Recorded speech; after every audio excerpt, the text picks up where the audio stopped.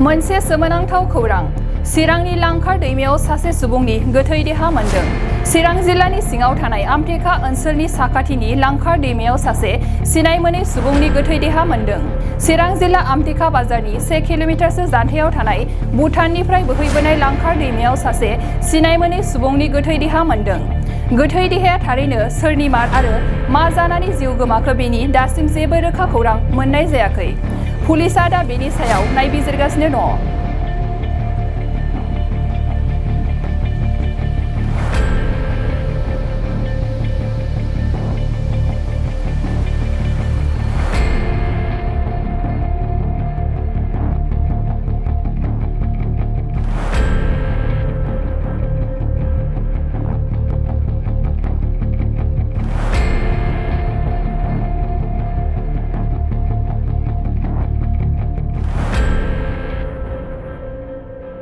मोनसे सोमोनांथाव खौरां चिरांनि लांखार दैमायाव सासे सुबुंनि गोथै देहा मोनदों।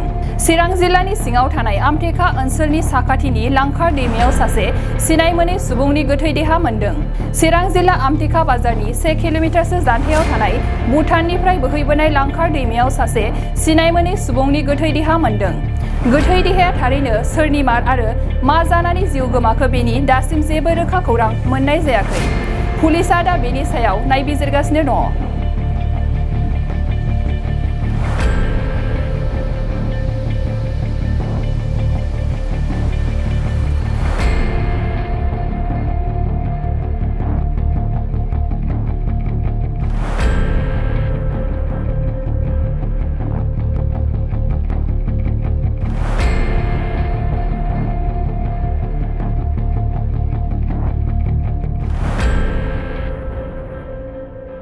नोंथाङा सरकारि साख्रि नागिरदोंना?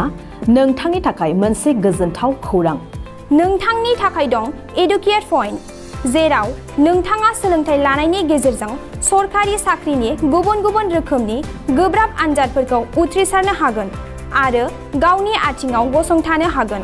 बे एडुकेट पइन्टआव नोंथांमोना SSC, bank PO, bank clerk, bank SO, UPSC, FSC, defence, railway, state insurance, AAO, ADO एसिस्टेन्टजों लोगोसे स्टेट लेभेल जब आरो माखासे सरकारि साख्रिनि आनजादाव गोनांथि जानाय आयदाफोराव सोलोंथाइ लानो हागोन।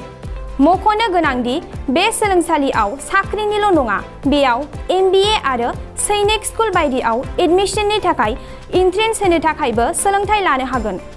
बे सोलोंसालियाव गाहाम थाखो खथानि सुबिदा दं आरो सम मथे नोंथांनि सोलोंथाइखौ बे सोलोंसालियाव होनाय जागोन।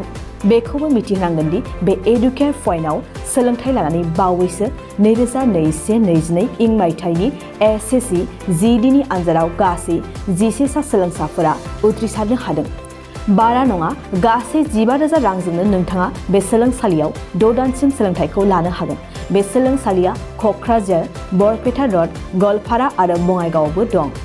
क'क्राझाराव सोलोंथाइ लानो गोसो गुदुं जानाय सुबुंफोरा 70020263133 9101 536360 70020263133 9101536360